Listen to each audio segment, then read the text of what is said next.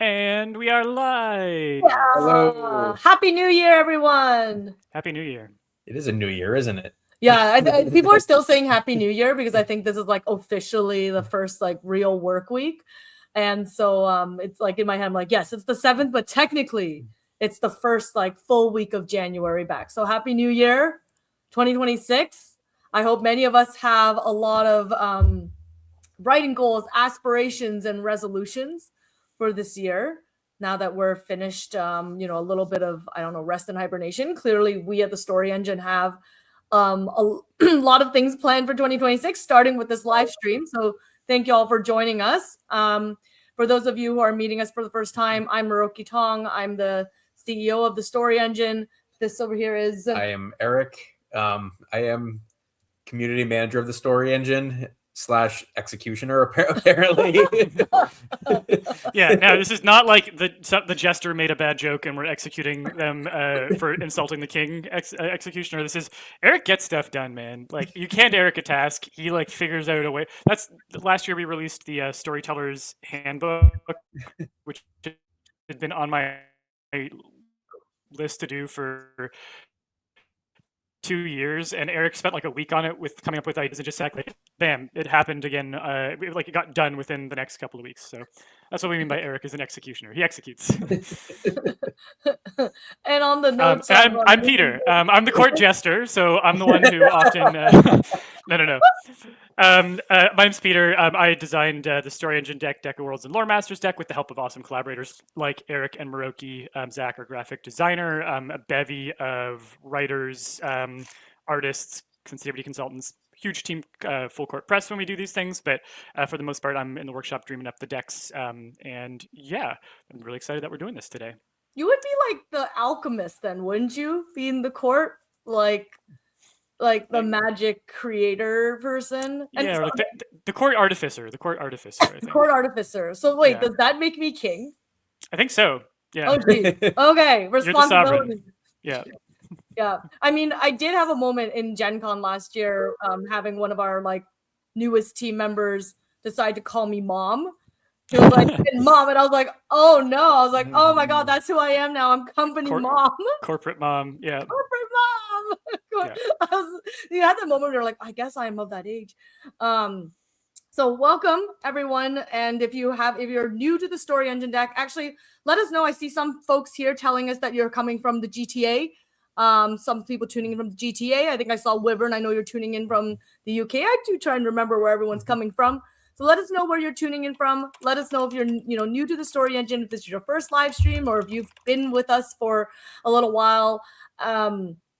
Obviously Story Engine, we create decks of storytelling prompts to unlock your imaginations, unblock your writer's block, getting you into just, getting a chance to get your ideas spinning, helping you take your D&D party on your newest adventure, or maybe, helping writers kind of get your next novel out. And that's what we're doing for our very first live stream of the year. It's actually going to be completely different, I think, than any of the live stream formats we've done to date. And Eric, do you want to share a little bit of information on that? It's definitely a thing where if you've been on one of our former live streams, if you haven't been, if this is your first one, it is not going to be like our typical ones. Normally, I think we spend a lot of time chatting, a lot of time answering questions, and this time we are writing. We are doing a writing sprint. And if you are not familiar with what a writing sprint is, it's really you kind of just set a timer and you try to tune out all distractions. You turn off your Wi-Fi if necessary. I don't recommend doing that for this particular one. But like if you were to do this alone at home, you put your social media away, you put everything away, you like put your phone on silent, you do everything you can to just give yourself a dedicated amount of time to just write, and you get as far as you can with that time you give yourself. And that's what we're doing, because I know it's a lot of things. It's like, it's always hard to build momentum in the new year when you want to like start a new writing project. You have all these resolutions, all these goals, but you still have to like make the time to sit down and write. And that's really what this is. And it's kind of seemed like the perfect kind of time of year to do it. Yeah, and if you're a writer and you're writing like prose poetry or whatever, that's awesome. If you are a game master and you want to prep some session stuff, that's great. If you're an artist and this is just a time for you to be creative, we're talking about this as a writing sprint, but really whatever your creative practice is, the thing you've been meaning to make time for, now's the time to do it. And a little piece of advice that I have for any writer or creative who is struggling to make time like this, like time blocking the same time every week, even if it's like 1 session, 2 sessions, 3 sessions, where you're holding that time for your art is really important. And the mindset that I go in with, like the thing I tell myself is that during this half hour, hour and a half, the highest moral good that I can achieve on this planet is doing this craft. There is nothing that is more important that I could be doing. Because this is, if I don't nourish myself and I don't get to have this creative practice, it really hurts me. I don't get to share stories that matter with me to the world. So the most important thing I can be doing during this time is this, and it actually feels important. Like you give yourself permission to ignore other pressing concerns and be like, this right now, this is the time that this matters most. So I recommend going in with that mindset. The highest moral good you can be doing right now is practicing your creative art and putting that out in the world and making the world a more creative place, more full of different stories. So that's part of what the magic today is going to be about. Speaking of which, we'd actually love to hear about what it is that you're going to be working on today. So in the chat, and also if you're joining us as a replay, if you're not joining us live, but you're using this as a chance to do some writing sprint at whatever time works for you during the week, we'd love for you to answer these questions in the comments as well. And our question for you is, what are you working on creatively today? I always love hearing what everyone's doing because,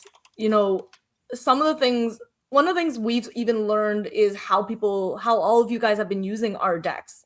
I think it's been incredible seeing all the different ideas that people like come up with that we've never even witnessed before. Like I think someone once told us that they use the decks as a way to have an icebreaker with their guests because they own like a B&B, a bed and breakfast. So it was a way for that folks to kind of integrate with each other at breakfast. I know there's a few of you are telling me you guys do home brews for TTRPG. Some of you are using it for in your schools with your students, which we love so much. Just so you know, I can't remember who it was who wrote that you do use in your classrooms. We do have free lesson plans that you can download right off our website. So make sure you do take advantage of those resources because we love our educators so much. And, when we've gone to Gen Con over the last few years, we've started participating in a day called Trade Day. And it's an opportunity to kind of meet folks in industries like within the kind of gaming and periphery. So educators and librarians, and we've heard folks use it in like therapy. I think I even talked to someone who was interested in using in like a sales context. And we use Deck of Worlds to kind of showcase how if people live in these different areas, you actually have to sell them different types of products. So you have to speak to them in a very different way because culturally they're very someone who lives in a rural area is very different from someone who lives in a city. Someone with a dense population is very different than someone who lives in this. So it was like very cool to kind of see how our decks are at work. But I know we're sharing lots of folks, let's see, using it prior to committing writing sprints, do help. So I'll quickly say for myself, it's funny because I think Peter kind of gave me a really gentle focus. He's like, what are you going to be creative at as Moroki? And, I think... this is when she called the court executioner, was when I was like... Sorry, go on. You don't ask the king You don't ask the king what we're going to do. I think Peter's just been very aware, like, over the last year, Story Engine has been going through so much, like a lot of great things, but a lot of crazy things as well. Last year we've been navigating things like tariffs and global policy changes. And, my role in the company is sometimes doing a lot of like creative work in a very different realm, right? A lot of spreadsheets, a lot of logistics. And I know one of the things Peter's been aware of is that a lot of my creative work has been really sitting on the back burner, including things like my music. So he was kind of giving me a poke and saying like, well, why don't you try working on your music? Why don't you try working? He's like, and I was like, well, Peter, it doesn't come out with a result. Like, I need to work on something that has a result. And he's like, it doesn't need to be. He's like, just make up, like, it doesn't need to, like, the thing that I'm creating doesn't need to see the light of day. But flexing that muscle in our brain is so important, is so fundamental to our lives. Without being able to exercise that creative muscle, I think it just even hurts our health as human beings. So he just kind of took a moment to remind me of that. But Peter, what are you planning on working on today? I'm going to work on some microfiction. I used to be in the practice of publishing these little micro short stories that I'd almost design as postcards for my microfiction website, shortastory.com. This is actually how I developed the Story Engine deck, was writing 1 to 3 stories every week for this website. So I did a little bit of writing over the holiday break, and I really enjoyed getting back into it. So I'm just going to take whatever we use for the prompts, see if anything gets inspired. And if not, then I'll just write some random stuff that comes to mind. So that's what I'm going to be working on. How about you guys? Eric? I think I am going to look at whatever prompt we get and start writing a story. Beyond that, I guess we'll see what's in the cards. Hey, Maroki? Do you see Eric's like how like Peter keeps being like Maroki? I'm going to deflect. Hey, look, someone's asking you how long is the microfiction, Peter? There are different definitions. Some people have like different definitions for microfiction versus flash fiction versus drabble or whatever. In general, flash fiction is about 1,000 or up to about 1,000 words. Microfiction, I think, tends to be under 250. I've written stories as short as I did one that was 5 words because I wanted to show up Hemingway's 6-word short story. I've done some. I think my longest is around 200, 250 for this project. You can take a look at shortastory.com after this stream, because I do not want anyone to do anything but write for the next 25 minutes.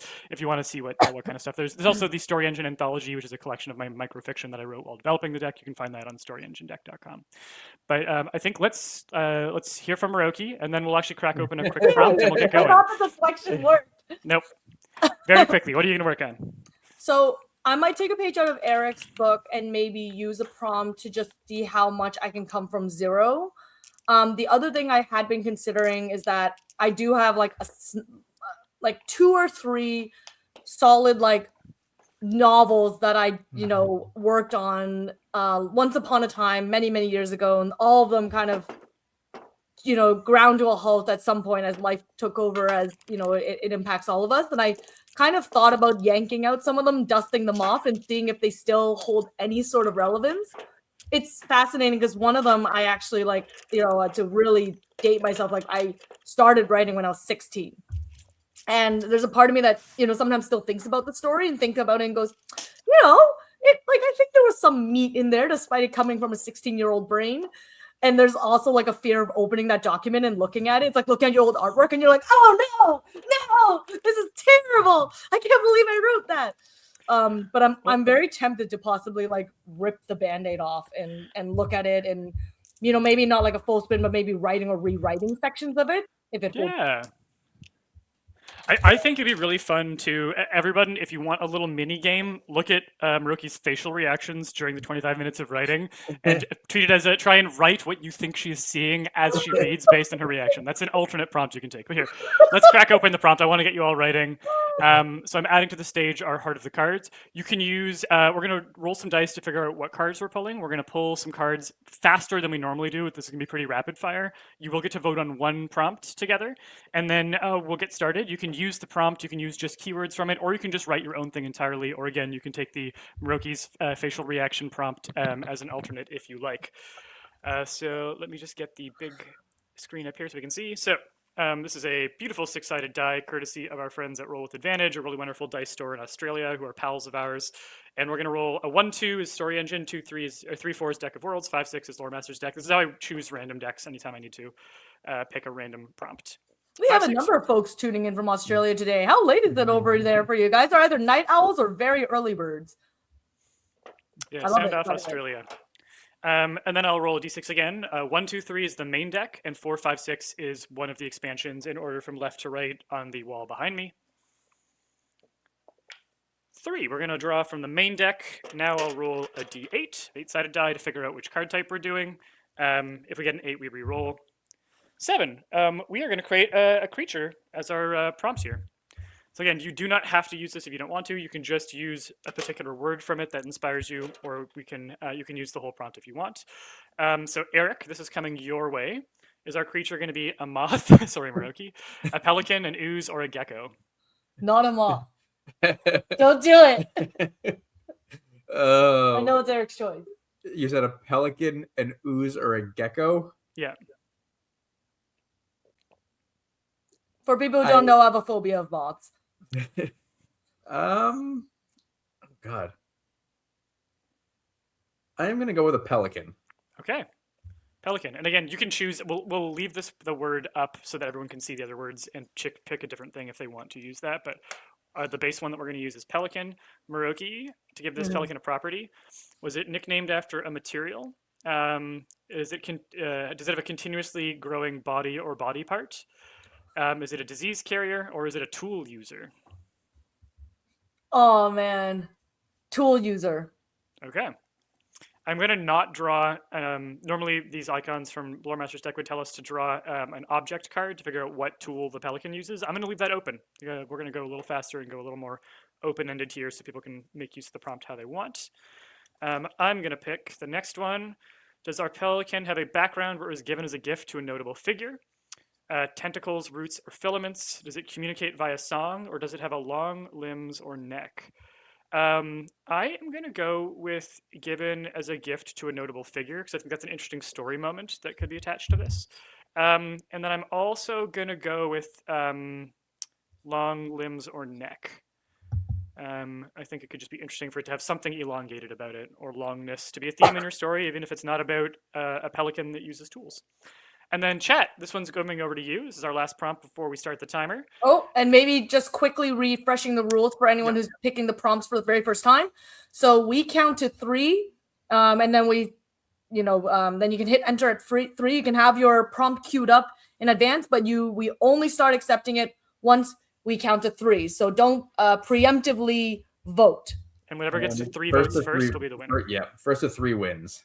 Awesome. So, does it have a background where it was the steed of a notable figure? It's a big-ass pelican. So you can type steed if you choose that one. A trait where it uses echolocation or it has specialized vision. So for that, we'll just say specialized. Does it have a trait where it's a filter feeder or many-toothed? So for that, you can put tooth. Or does it have a trait where it has time shifting or teleporting properties? For that, you can put time. So again, you can vote for time, you can vote for steed, you can vote for specialized, or you can vote for tooth. And I'll have Eric, you count us down. 3, 2, 1, go. Do we want to draw any of the secondary any of the other primary prompts? I think we just want to get writing. I think people can pull. Steed got it. Steed got it so fast. I think Steed got it so fast. Okay. I'm pretty sure. Time came in at a fast second, but. And here's the deal. If you didn't like anything on this draw, number one, if you've got Lore Master's deck at home, you can go ahead and draw your own version of the same prompt. Let us know in the chat what you end up drawing. We'd love to hear about it. Yes. If there's any prompt you don't like here, you can choose something else that we didn't choose. Or again, you can do a random draw from Lore Master's deck using the creature cards and come up with your own alternate. Let us know in the chat if you're doing a little variation because I'd love to hear what you got going on. But otherwise, I'm going to set a little timer here. That's going to be visible. What does the steed prompt say again? I can't read it. Oh, of course. It says steed of a notable figure. Okay. Steed of a notable figure. So it has long limbs. It has. Can you give us the whole prompt, Peter? Yes. And maybe Eric, you can write it out in the chat for everyone. Yeah, might be a good idea. We have a pelican. Helps people like me with bad eyesight, so they'll not see me lean into the screen. We've got a pelican that is a tool user. It has long limbs or neck. It was given as a gift to a notable figure and is the steed of a notable figure.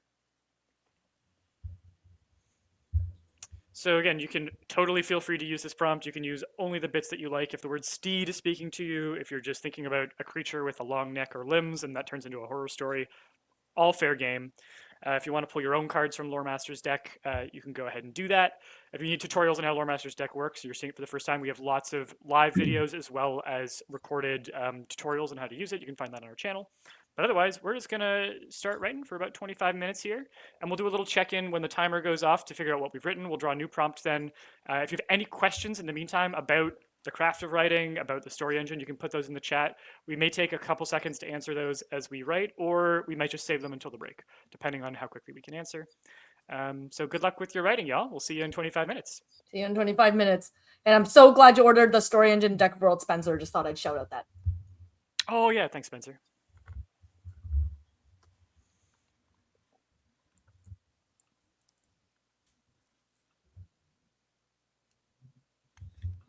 And put the prompt back up for longer for anyone who needs it. Oh, he put it in the chat.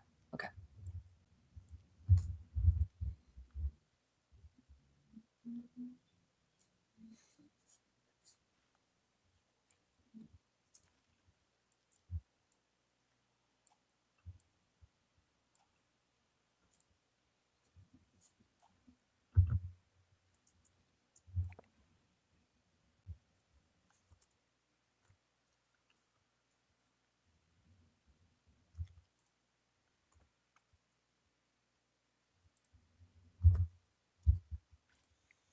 I think if you guys want to mute, I think we're getting a little bit of key. Yeah, I sound. wasn't sure if people like the ambient key white noise or wanted rock silence from us, but I'll mute.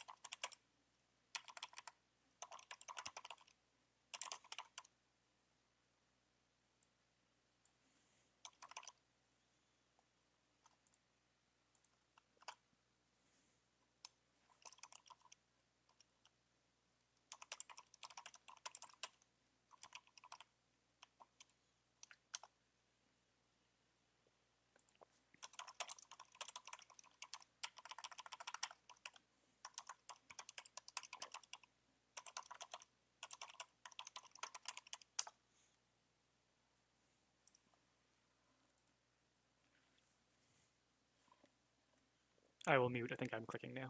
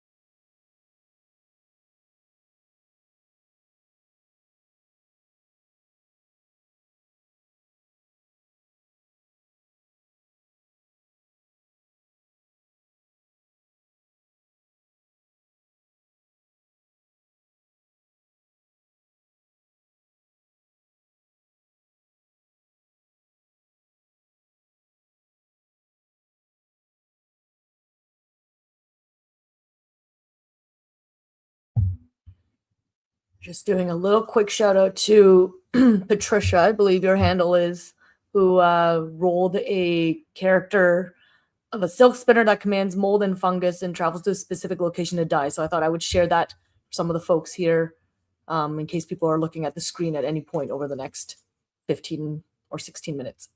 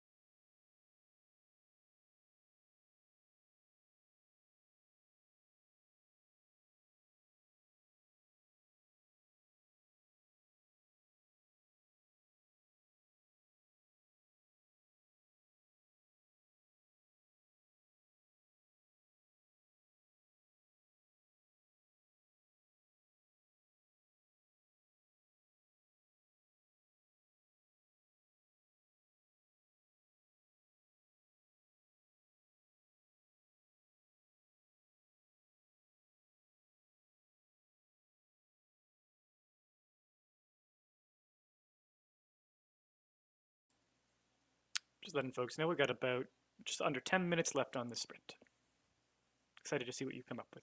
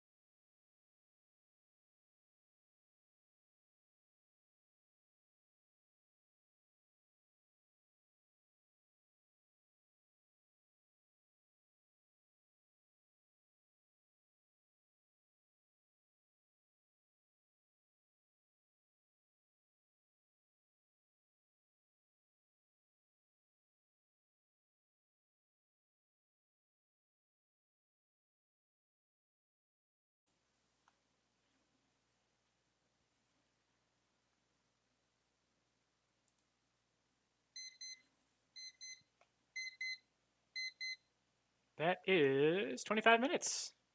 You can keep writing if you want to, if you're in flow. I have a feeling I'm really enjoying the story that I'm working on. It's longer than flash fiction, so or it's longer than microfiction, so I'm definitely gonna need more time to work on it. But we will draw another prompt shortly. But in the meantime, I would love to hear what you ended up working on in that period. I know some folks told us off the top what they were intending to write. So if it's the same thing, tell us a little bit about what you're working on. If you ended up using the prompts, tell us a little bit about what you came up with using it, or how you altered it, because I'm really curious to know how people found that experience. I am straight up writing about a prince who gets saddled with a like foreign dignitary's gift of an ugly pelican with like way too long of neck, giant mouth. The king has like kind of been like, I don't want this thing, so you have to accept this gift and keep it alive, otherwise we'll insult the neighboring kingdom. And my goal is for it to be a slow burn friendship between him and this awful creature that he hates to start. So that's what I'm working on. Tell us what, Maruki, Eric, tell us what you got working on in the chat. Let us know, what did you write? Sure. And I'll quickly answer David's question over here too about when the replay will be available. The replay will be available right away. So the second the live stream ends, it more or less goes up. So you can definitely use it a little bit later on, you know, in your after your work and do it for your sprint. Sorry, I misread it. I thought maybe you were going to use it for a sprint in your classroom where your class gets to listen to us teach for the day. But yeah, you can definitely use it for your sprint later. So glad you're going to get a chance to catch up later. So funnily enough, Peter, you and I had a sort of similar setup in that it's the governor of a water village. I haven't really even gotten to the pelican yet. I did a lot of setup. Basically, I wrote about a governor in a water village. I was thinking like China. I was reflecting on like some of the water villages I've seen in China where the major mode of transportation is essentially just like small boats across waterways. And essentially it's really hard to travel around your village when all you have to do is take rowboats, when maybe a short ride becomes like 3 hours because you have to kind of always wind in and out. And you don't, and it's really hard to kind of like switch from boats to walkways to try and cut the distance short, especially if, you know, the boat capsizes when you're trying to get on a freaking boat and then you pull your groin and end up wet and you're miserable. So she's betrothed to someone. I haven't quite 100% decided yet, but this person, she, you know, embarrassed herself a couple times and wants to look good in front of them, even though their marriage may or may not be political. And they decided to gift her, I think the betrothed is like Greek. They decided to gift her this pelican that they think comes from like an ancient god because he has these like, hugely long legs. And they're like, yes, pelicans don't normally look like this, but we think maybe this pelican like merged with a god at some point when, you know, our gods came on earth and like to ravage our women. They always took the shape of animals, and this pelican's legs got confused and just kept growing. But because the pelican's legs are so long, it can now just like step over the houses. So they're like, ooh, you can use this as a mode of transport to travel a little bit faster between the houses. And she's like, yes, I suppose this is a lovely gift, except she's like getting motion sickness every time she rides it. Because even though the pelican's really dainty and careful, it's kind of like acting like a springy. So she's like riding on top and constantly feeling really sick. And she's like, I am a very competent and dignified governor. I will not get sick while riding this pelican. So that's currently where I'm at with the pelican. Awesome. That's cool. That's really cool. Would you be willing to share like a sentence from it, or is it story notes so far? It's not story notes. Basically, I wrote, one would think such a large creature would displace the water in the multitude of boats around it every time it took a step. But for as much as she felt like she was on a whirligig ride, the massive pelican was as dainty in its step as the lightest ballerina. Oh, I love that. That's really cool. That's really cool. I can see it. I can very much see the imagery there. That's awesome. And anyway, if you want to share a one sentence from what you were working on over the past 25 minutes, we'd love to hear a sentence or a highlight. Yeah. Eric, how about you? I guess it's my turn. I didn't really want to write about a pelican. So I don't know if anybody has seen like if you like kind of like scroll through like animal videos, every now and then you'll see a pelican basically being an asshole. So it's like there's one of like a pelican trying to eat a capybara that very much does not fit in its mouth. There's one of like a zoo somewhere where like a pelican has eaten another bird in the zoo, and the zookeeper has to go and like pull the bird out of the pelican's mouth. So basically, I decided that like that was my jumping off point, and my pelican is actually the nickname for a gangster who just takes whatever he wants. Oh, I like that interpretation. So far, it's mostly been backstory. I'm just starting to get to the actual story where like I feel like this gift is like how he got his reputation and nickname. But I haven't really quite gotten there yet. The first line of my story is pelicans are assholes. Nice. I do love starting a story with trouble. Starting the story with trouble. My first sentence is the prince wasn't sure if it was a joke. The enormous gangle-necked bird being led into the throne room. Yeah, start with trouble. Start with a problem.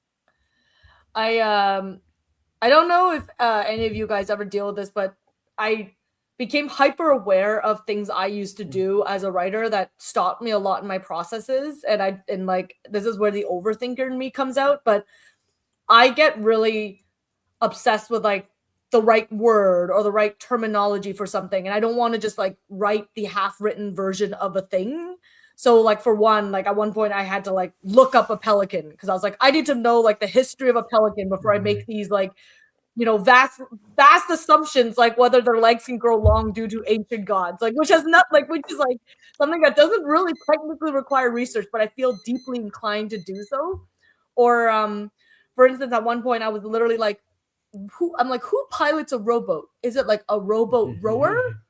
Are they called captain? And none of the words like resonated with me, so I literally was looking up like pilot of a rowboat. Like I get really fixated on being correct with some of these things, and it actually because I haven't done so much creative writing in a while, I forgot that I do this a lot. That I'll get like really, really hyper fixated about like being super correct about something, and I'll spend like I'll completely like vanish for like half an hour to an hour, then suddenly researching like what is all like the all the nomenclature, all the, like the history around vampires specifically in the Middle East or something like that. Yeah, I get that. My recommendation for during a writing sprint, if you can, and if you're someone who can't, no worries, there's no wrong way to write, is put your like big question mark placeholder. Be like put pilot in like square brackets with 3 question marks, pilot of the boat said, and then come back to it later when you get to editing, because the more you can stay in that like writing flow, the better. But I fully get it. I left 2 big question marks in mine, and I'm going to ask the group for help here. So at some point, if during the next sprint you come up with an idea, please put it in the chat. I couldn't think of a name for the creature, like its actual given name. I'm right now calling the species peliconchs, like conch, like a conch shell. I might make it a K because I think it sounds funny. But the name of this particular one, who again, it's like this really ugly creature that the prince hates. What would be a really funny name for a giant bird that was given to a prince and he hates it?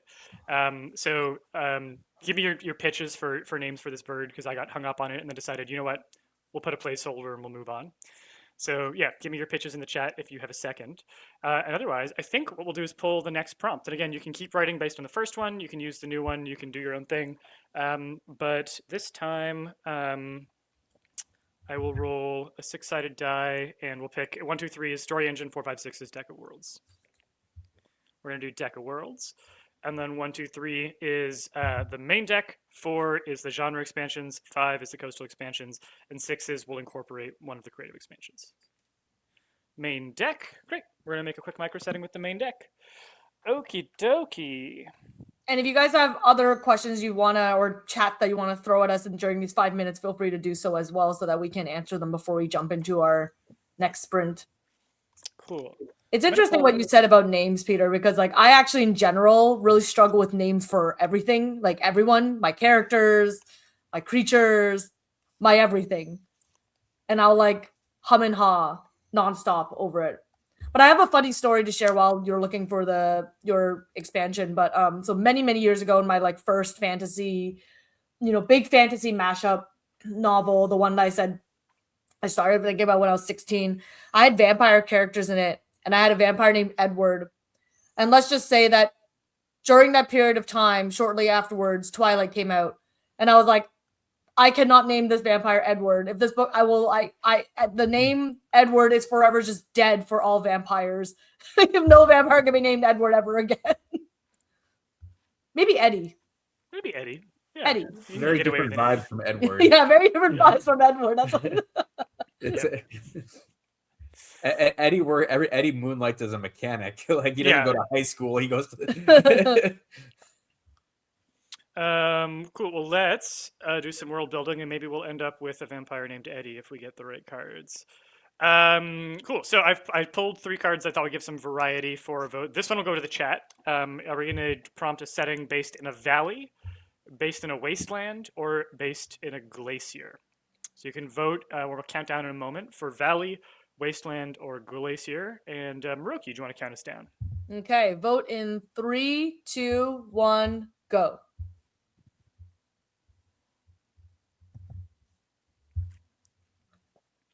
This might actually help because I haven't figured out where, what kingdom the prince is in my story. So I can actually probably just continue with my story, but with a few more details. Yeah, that's fair. Oh, I think it's still tied right now, hey? Wasteland.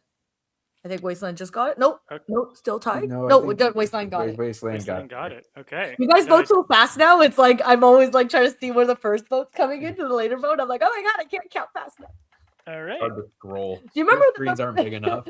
So, chat, so once upon a time, we didn't have like the first to 3, and we just like let people vote, and we tried to like wait for a certain period before we started counting, and then we just learned that trying to keep track of like dozens of votes was probably not the most efficient idea.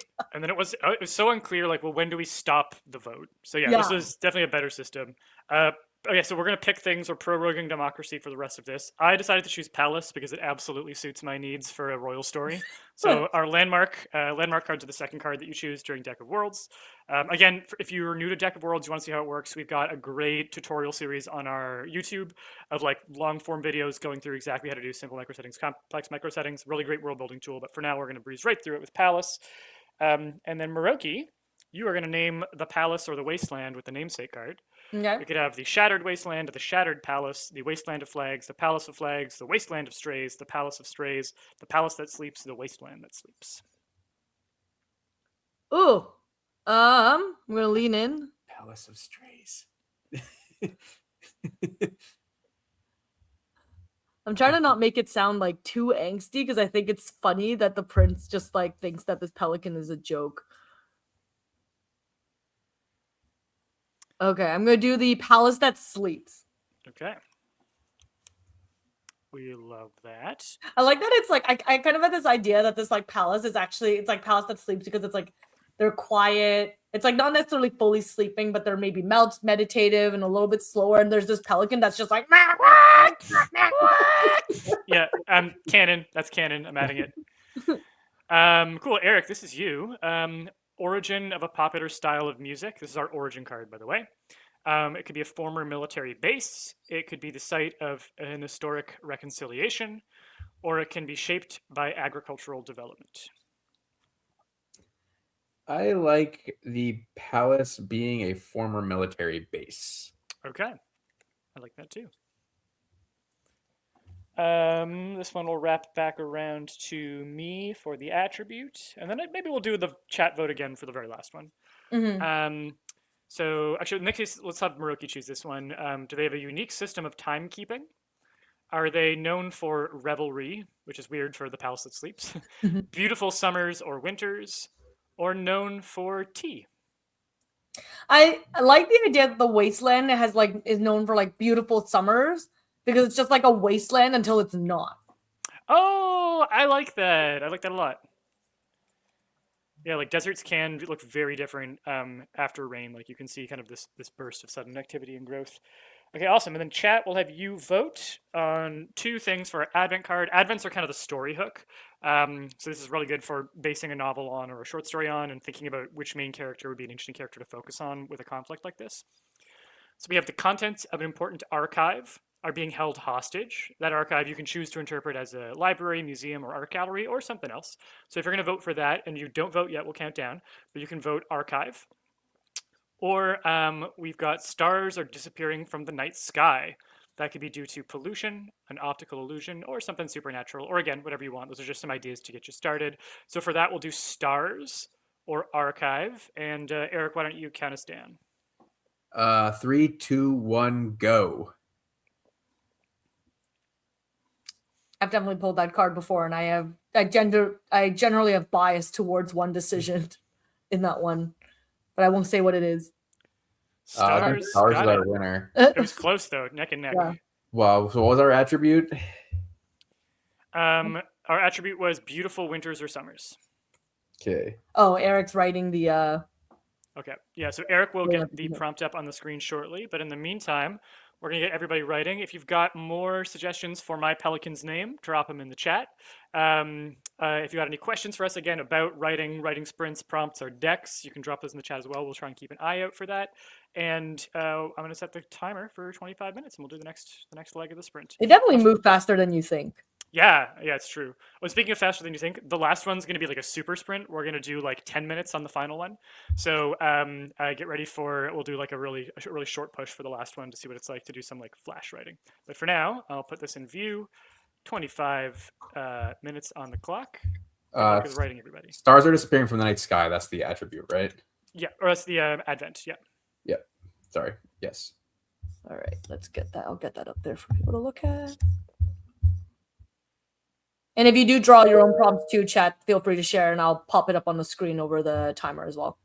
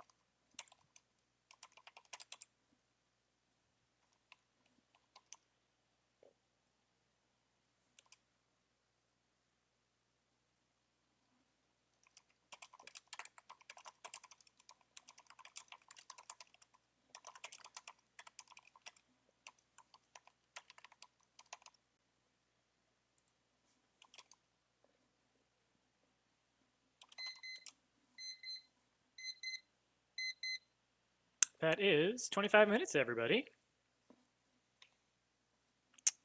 How did that go for y'all?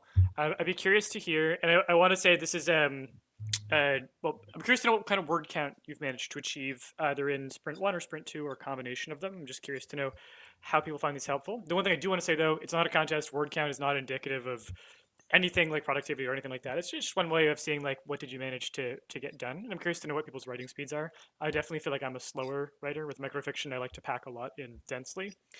But yeah, let us know what your word count was. And again, if you're joining us in the replay crew, let us know in the comments. You can wait till the end of the stream if you want to let us know your total count, but I'm just curious to know how people found that. How about you guys? I decided to reject the prompt this time. I was like intrigued with my pelican story, but then I think because we took some time to like stop and talk about it, I kind of lost my flow, I guess, a little bit. Yeah. So I decided to dig up one of my older stories, and I find it actually funny that I think a few folks in the chat were kind of talking about how they were excited for the romance expansions. I pulled up a romance story that I'd written many years ago that that I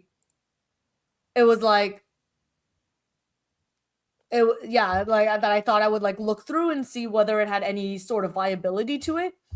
And it is interesting because I was reading it and I even thought to myself, I was like, this isn't half bad. I probably write worse now than I did back then.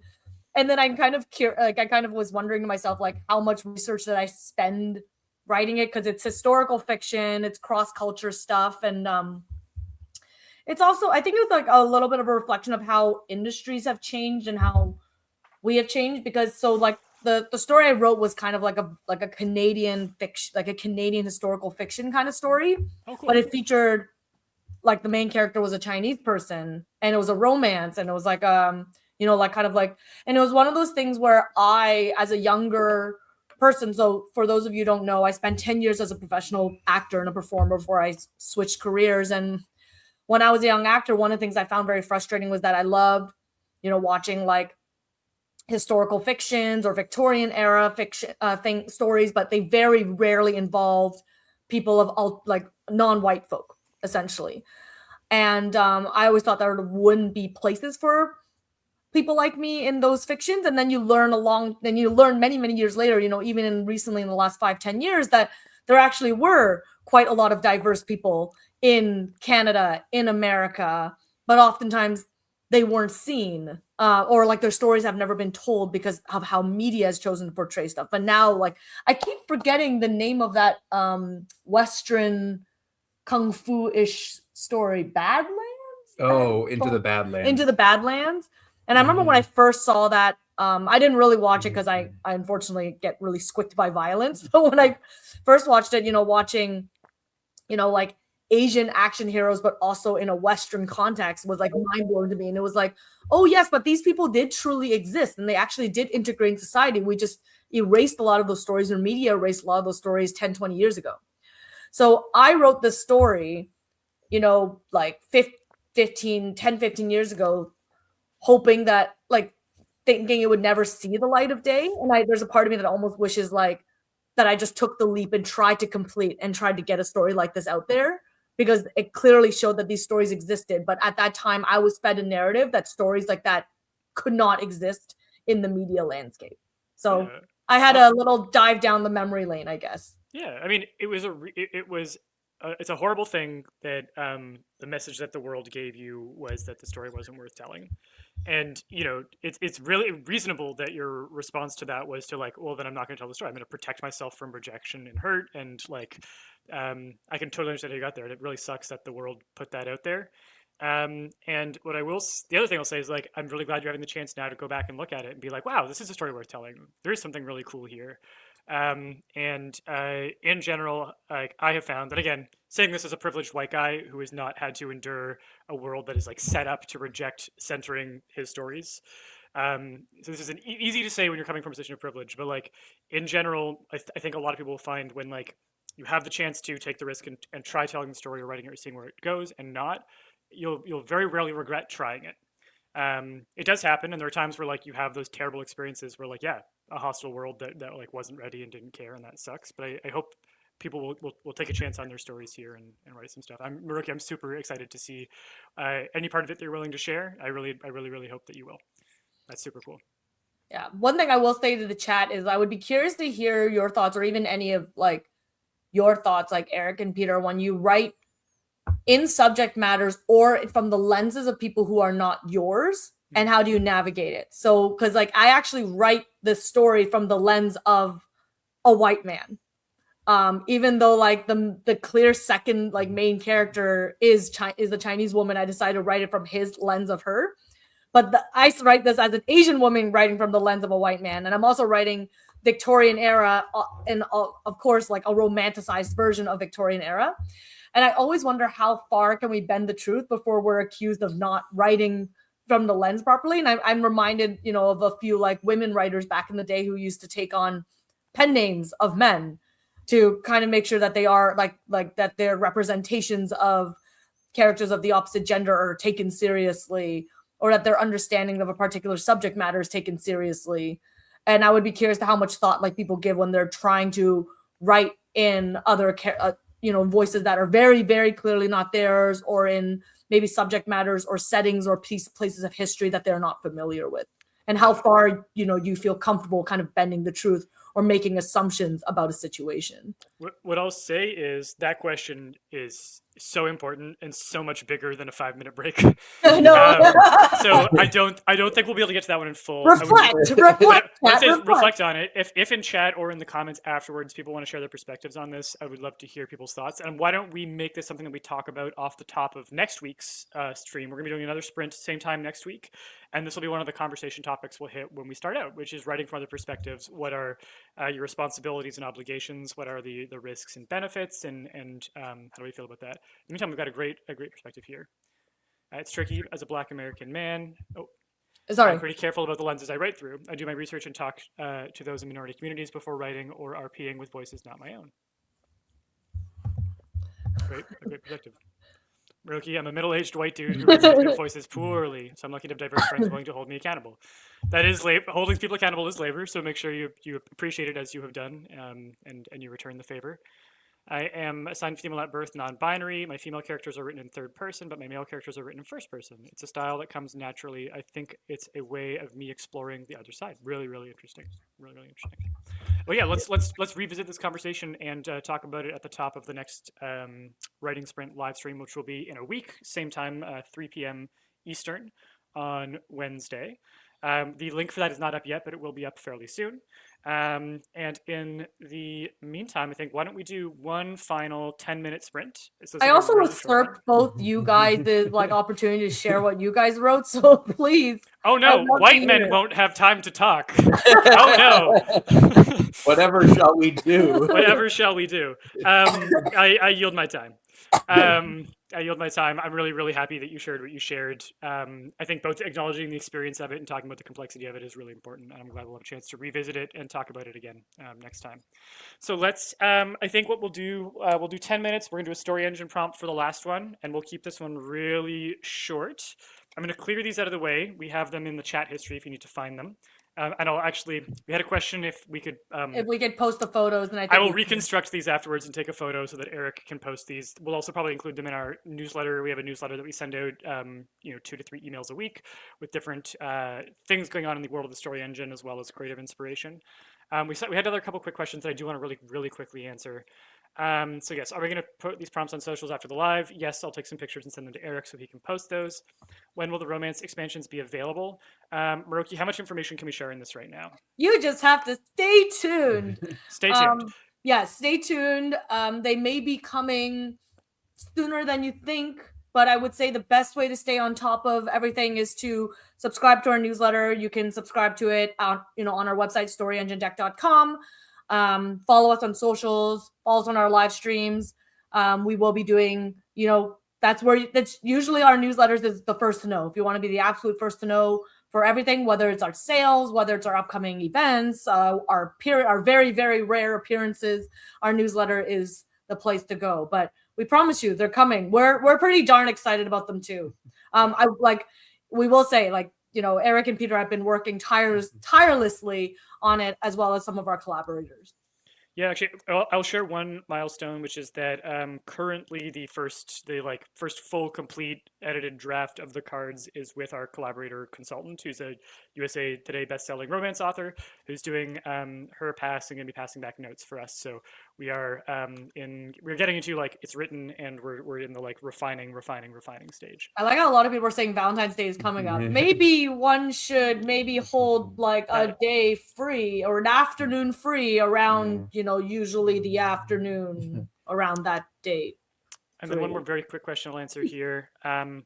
Why is Shattered on its head? That's a reference to this namesake card here, which has the word Shattered in a different orientation from the other cards. The answer to that is actually in the guidebook for Deck of Worlds. I think it's on the bottom of page 2 or 3 or 4. There's a little asterisk when we introduce the namesake cards, and you'll have an explanation as to why that one's oriented differently in case you're curious.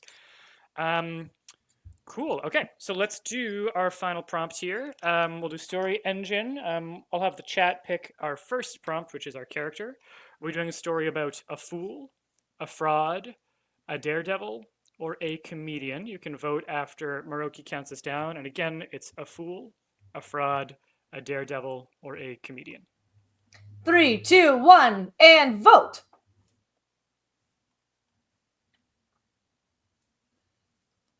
It's interesting because actually, I don't think I've seen this card, and it's a fascinating moment when you've been pulling a card as fast as it have. Daredevil really did. Yeah, I know. It's every now and then I'll forget about a card just because randomly doesn't get drawn for a while, and I get to discover it fresh.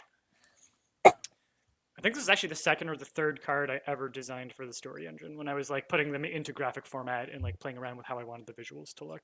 Mm-hmm. Does our Daredevil want to create or improve something, or want to destroy something? Maroki, this one will be yours. I want them to create or improve something. Cool. I was definitely imagining the Daredevil blowing something up and jumping over it on a motorcycle. I know. It seems almost apt that they would want to destroy something, and then I was well, if you want to create a viral moment, that's how you do it. Yeah. That's true. You can create anything. Eric, are they trying to create a piece of furniture, a hotel, a work of art, or a curse? I will go with a work of art. Okay. I'm going to put these side by side so that the other options are up and available to people if they want them. Introducing a conflict card here. I'll pick this one, but the blame will fall on their closest friend, but it will mean letting their greatest rival get ahead. I think the rival is really interesting. A daredevil with a rival is fun. And then, Maroki, back to you for the aspect card. Actually, aspect card, let's leave this open one, I think. Let's leave this open to people. So you can pick any adjective here and apply it to any other adjective, or any noun. So we've got ancient, healing, talkative, or shocking. That can apply to our daredevil, to their creation, to the work of art. It could apply to the rival. So, that'll be a free choice right there to make this what you will. So, Eric, if you want to type out a daredevil, wants to create or improve a work of art, but it will mean letting their greatest rival get ahead. And then you can throw in whatever spice you want, ancient, healing, talkative, or shocking. Awesome. Okay. Man, it feels like, I feel like this prompt is almost like an analogy of how we feel like a lot of our lives are like. Explain that, because I did not immediately see that, and I'm curious to know what you're seeing here. So you know how at the start of the live stream I talked about how you were pushing me a little bit on wanting to take a step back and enjoy the art of creativity, and it doesn't need to be results driven. I don't need to have a book published at the end of it. It doesn't need to yield something that needs to be seen in the public eye. That the most important thing is just flexing our creative muscles and allowing us to experience creativity, because it is fundamental to the human experience. So sometimes I feel like sometimes it's as human beings, the daredevil in this case, it's when you're having ambitions and you constantly need to deliver something, because in order to be continuously listed as the daredevil, you need to have bigger and bigger tricks, do cooler and cooler things, stay at the top of your game. If you're telling them that they want to create or improve a bit of artwork, it means that they're taking a moment to still down, maybe pursue something different than the thing that they've been told that they need to kind of always focus their energy on. Right. But if they do that, if they take a break, if they take their foot off the pedal, then their rivals or their competitors are going to get ahead. So you almost feel like you can never take your foot off the pedal, because if you take your foot off the pedal to rest, in this case to do art, you will feel like you're going to fall behind, that the world's going to leave you behind. I see what you're saying. I really like that. That's a really interesting take, and I hope people will pull some inspiration from that if they use this prompt in their own writing. And I think with that, we'll do our last little 10-minute sprint here. Mm-hmm. All right, setting the clock for 10, setting myself on mute, and then we'll rejoin for a very quick goodbye and see you next week after this little bit of sprint. Good luck, everybody. Hold on, I'll mute us for the clickety clacks.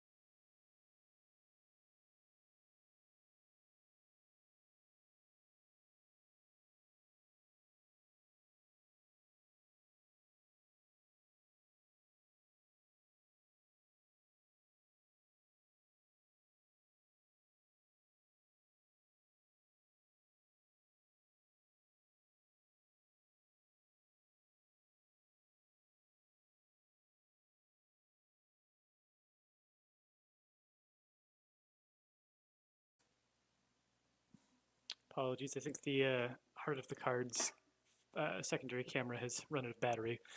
So we'll do the last little bit with, I'll put this on the shelf behind me.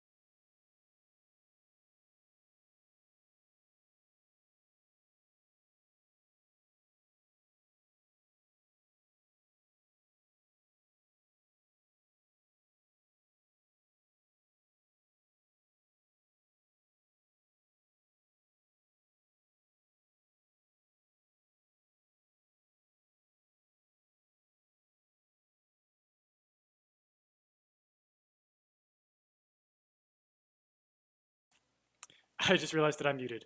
That is time, everybody. I was doing a little send off here. It is time to end this writing sprint live stream, but it is not time for you to stop writing if you feel like you're locked in on something really good or interesting. If you found like a juicy vein to tap for your writing, then please keep going. We're just going to wrap things up in the live stream and leave you to your creativity. But what I will do is also leave you with a question, because we are going to be reconvening in 1 week's time to do this again at 3 p.m. Eastern on Wednesday. There will be a link up on our YouTube shortly. And we have been talking about when we were preparing for whether or not we should have music and have a little bit of kind of gentle or quiet music. Some writers like pure silence. And I would love to get your take on if you want something on in the background. The other thing that you can vote for is like ambient sounds, like rain sounds, or like, I don't know, rainforest birds tweeting or something. If you want like ambient sounds or something like that, or environmental sounds, we can look at doing that too. But let us know if you'd like to vote for there being music on in the background or some kind of sound on in the background instead of, as Maroki put it, dead silence while we write, which can be unnerving. It can be unnerving. So yeah, sound off in the chat, sound off in the comments. We'd love to hear your thoughts. Anything else, Maroki or Eric, that you wanted to share before we wrap things up here? I want to hear you guys have been writing now. Yeah, actually, you know what? That's a great thing to end off with. So if you want to share a snippet of your writing, a sentence, a paragraph, in the chat or the comments, we would love to see it. The comments live on and are easier for us to see after the stream. So I'd say that would be a better place to leave it than the chat. But we'd love to see a little snippet of what you've been working on. Really, really excited to see how this was helpful for you. The other thing that I'll do is leave you with a challenge to maybe write at least for 25 more minutes this week. If like right now you want to continue on for another 25 minutes, or now pick a time where you can commit to writing 25 more minutes, I think it'd be really cool to see everyone make a bit more progress and come to the next one of these with a little bit of momentum, a little bit of carry forward.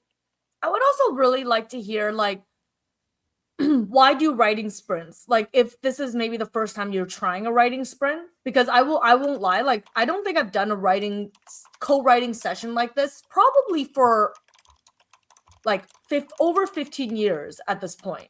And I think I didn't even do it deliberately the first time. I didn't join them as like, right. It was part of the days of NaNoWriMo. So, you know, like obviously that's a whole other era of life now. But a lot of times I did in the past, mostly just for like community. I just wanted to meet people. It was less because of the writing. So I'm very curious to hear if you do writing sprints on the regular, you know, like what makes you enjoy writing it with a group or with other folks. If this is your first one, what prompted you to come here? I think like these things I find really interesting and cool, why we all choose to come together in this way. Cool. So we got our challenge to share a snippet from your writing in the comments, and our question, why do you enjoy writing sprints? We'd love to hear it from you on both those fronts. And yeah, we'll do one more of these next week. So if you want to also bring your thoughts then, yeah, you can. And we'll also revisit that question about writing in other voices. That's a really, really interesting one, a really rich question, and something that we want to discuss in full. Yeah, for sure. So yeah, like as Peter said, join us at 3 p.m. Eastern time next week for our next writing sprint in a similar format. I think a lot of people were voting ambient sounds that were not birds. So squawk. Yeah, squawk. Well, we're going to open the writing sprint with pelican sounds, ambient pelican pelicans sounds. And roosters and nothing but. Yeah, and if we can't find, you know, licensable audio for this, we'll record it ourselves. We will voice it. I'll take a local business trip to some sort of, I don't know, marine dock town things just so I can find the local pelicans. But we'll see you all next Wednesday. Of course, if you ever want to chat with us, you can always leave it, you know, drop us DMs, leave us comments on our social medias. We read basically all of them. You can always send us an email at hello@storyenginedeck.com with, you know, ideas, thoughts, your desires, whatever, say have you, your wishes, and or even what you want to see from us this year, right? One of the, you know, resolutions for us in 2026 is we want to do this writing, but we also want to hopefully be able to, you know, like come up with new ideas with you guys. So if there's certain things you're looking from us in terms of live streams, share them with us. Any content you would like us to see and maybe resources that you're dreaming up, this is an opportunity to share too. So we always love chatting with you all. And we will see you in a week from now. See you all in a week. Same time, Bye now. same place. Bye.